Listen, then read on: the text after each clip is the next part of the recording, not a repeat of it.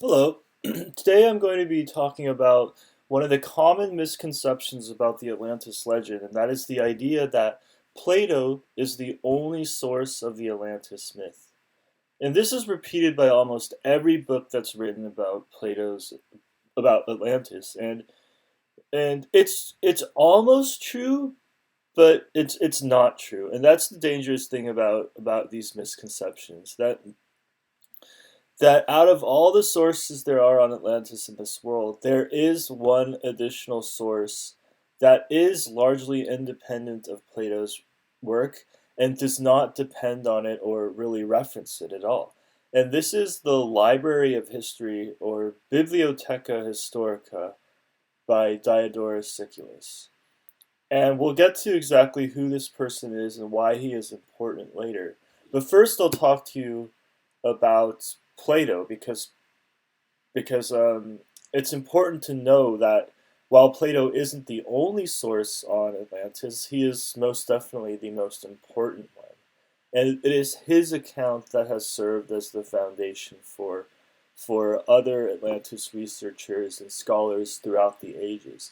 And the work of the other person who I just mentioned, Diodorus, his influence has really died away, and people have really forgotten him, and he is only mentioned in a very small number of books that are written on Atlantis. Plato, on the other hand, he lived in the post Golden Age Athens between 428 and 347 BC, and he was a student of Socrates and a teacher of Aristotle. And his influence in the world of philosophy in general has been enormous. And in the quote from Alfred North Whitehead, who was a famous British philosopher and mathematician, he that quote really illustrates the importance of Plato's legacy in Western philosophy. And one of the books written by Plato is still read by almost every um, political science freshman. And basically, I know that I took an introduction to poli sci course when I was in college, and I had to read Plato's Republic, and it was like the first really philosophical work that I had ever read. I mean, I had read literature, I had read English literature in my high school classes, but I had never really read a philosophical work of such depth, and it was like my introduction to that kind of thinking. And so it's an extremely influential book that college students all across the globe, I'm guessing, still read. And the two works that were specifically related to Atlantis that were written by Plato were these dialogues that are not very long. Both of them are very short, and um, they are titled the Timaeus and the Critias, who are they are named after the characters that play a prominent role in each of the dialogues. So, are there any other references to Atlantis? There may be. For example, some have speculated that the myth of the Aztecs have a myth in which they claim their homeland was Aztlan, and because of the similarity in the pronunciation and the spelling, some Atlantis researchers have speculated that they are one and the same. They are referring to one and the same place, and that there has been a book in which Aslan was actually depicted as an island from which the Aztec people escaped, or not necessarily escaped, but migrated. And the idea is that if they left Aslan, and maybe it was destroyed by a natural disaster, as Atlantis was. But this is a very speculative link, and not all, or even a majority of Atlantis researchers would agree that Aslan and Atlantis are one and the same uh, concept or thing. And as for other references to Atlantis in world literature and mythology, Ignatius Donnelly, who is a American politician and author who lived in the 19th century, he argued that not only was that Atlantis was actually referenced in not only in Greek mythology, but in mythology all across the world, including Hindu and even Norse mythology. And so he claimed that Atlantis had a global legacy and that its influence and its history was remembered in the form of myths and epic poetry of cultures all across the world. And he actually wrote a best-selling book titled Atlantis, the Antediluvian World. In 1882 was the first year that the first edition was actually published. But again, even though Ignatius Donnelly has had an enormous influence on the field of Atlantis research, the connections that he makes between Atlantis and all of these various cultures across the world, including the Mesoamerican, Norse, Hindu, Sumerian, Babylonian, and Greek and Roman civilizations and their myths, these are also speculative. And there's really the problem is that in none of those civilizations, except for the Aztec who call their ancestral homeland Aslan, they don't really call this civilization. These myths of these various cultures don't actually mention Atlantis in its name or by another name that is really similar to Atlantis. So you could argue that there's a connection and that these are references to Atlantis, but again, these are really speculative inferences at best, and it's hard to argue that they are really concrete, explicit references to Atlantis. However, there is a man, as we've said before, named Diodorus Siculus, who actually mentioned Atlantis, and it seems very much different from Plato's work. And here are some of the differences. Before we get into the differences between Diodorus and Plato, let's talk about who this man is. He looks a lot like Plato. I mean, they both have beards. They're both older, and they both look like philosophers, but they actually lived around 300 years apart.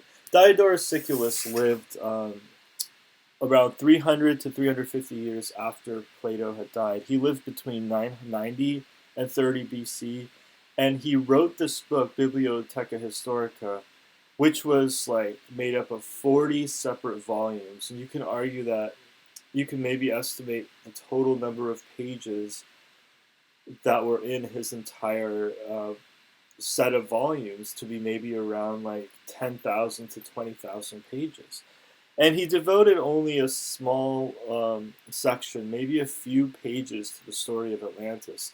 And his book was intended to be a universal history of everything that had happened since the beginning of historical time up to his present day. So naturally, maybe there's a good reason that his references to Atlantis have been forgotten. If you only write a few pages out of a 20,000 page work on Atlantis, it's very easy for that to be overlooked. Whereas Plato wrote many dialogues, but he wrote 2 dialogues on Atlantis out of a total of maybe around 30 to 40, which is a much higher percentage of words that he devoted specifically to the Atlantis myth. And so Diodorus, it's again, he wrote about Atlantis, but people have forgotten that he has, and there's a pretty good reason for it, as I mentioned before. So specifically, what are the differences between the Atlantis of Plato and the Atlantis of Diodorus? First of all, in both accounts, there's a story of a war, but these wars are very different. In one case, Atlantis was the aggressor and was trying to conquer Europe and Africa, but then was confronted by an alliance led by this ancient, not ancient Athens as we think of ancient Athens, but this this primordial Athens that supposedly existed over 10,000 years ago. And so Atlantis was the aggressor in this conflict, and the word unprovoked here really highlights that status of the Atlanteans in this conflict. However, in the Amazonian Atlantean War, there was this tribe of warrior women in that account who just began to invade its neighbors just because they were a brave and courageous people and they just wanted to conquer. It's kind of like Genghis Khan. Why did Genghis Khan want to rule the world? Because he wanted to do it. Like there wasn't any like moral justification for it. And that's really what the cause that's really the motivation for the Amazonian conquest. And the Atlanteans were the first people that the Amazonians really so-called advanced against. And what happened was the Atlanteans just surrendered because the Amazonians, the Atlanteans tried to defend one of their cities against the siege. And ultimately, the Atlantean cities surrendered, and the Amazonians just slaughtered all the men and enslaved all the women and children.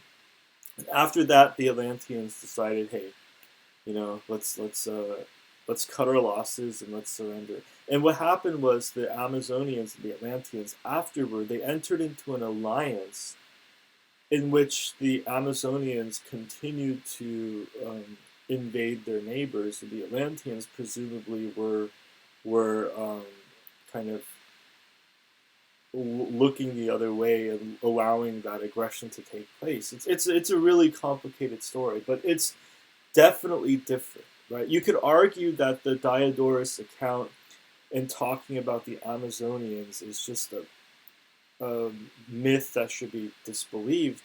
I mean, it's easy to think of the Amazonians as just a completely legendary people, but at the same time, if you take the account at face value, it's just not the same as the account of Plato. It's two different wars, and of course, any people with a long and glorious history like the Atlanteans are going to be involved in multiple conflicts. So to say that these two conflicts are just a distorted version of each other and that they're referring to the same war is not, it does not make any sense at all. These people must have fought in multiple wars, just like modern countries do today. For example, World War One, there's a World War Two. You could argue that this must have been maybe World War One for them, and then the other war was World War Two, and so that's how I kind of see this. And another difference between the Atlantis of Plato and the Atlantis of Diodorus is that the relationships between the kings and the gods of the two different Atlantises are different in significant ways. And one of them, Poseidon, for example, is the son of Cronus, and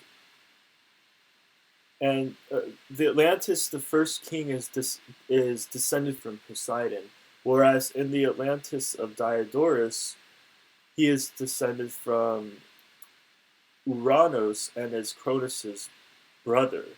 And so that's like a subtle difference. It might not seem very important, but the if you look at it in more detail, the genealogy of the gods in Diodorus is just much more complicated. It goes into a much greater detail, and the individual names of the gods, there's probably around 20 to 30 names of individual gods and goddesses in the myth of Atlantis as described by Diodorus, whereas the myth of Plato, in Atlantis' Plato, it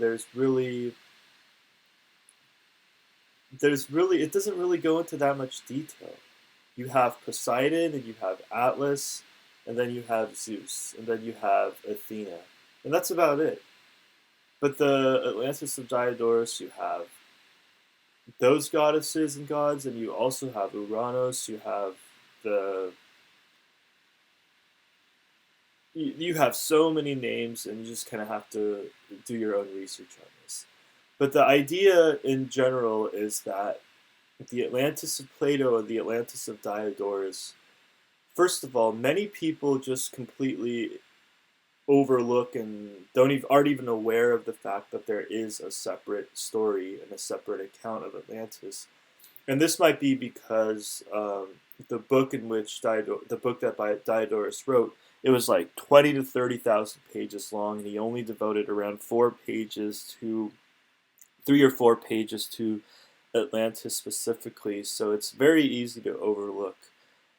And also, some have argued, hey, because Diodorus wrote his work like 300 years after Plato did, it must have somehow been influenced and inspired by Plato's work or some kind of a distortion of it. But there are too many differences between those two accounts for it to really be a distortion of it. And in my opinion, the Atlantis of Diodorus is really an independent account of the Atlantis legend.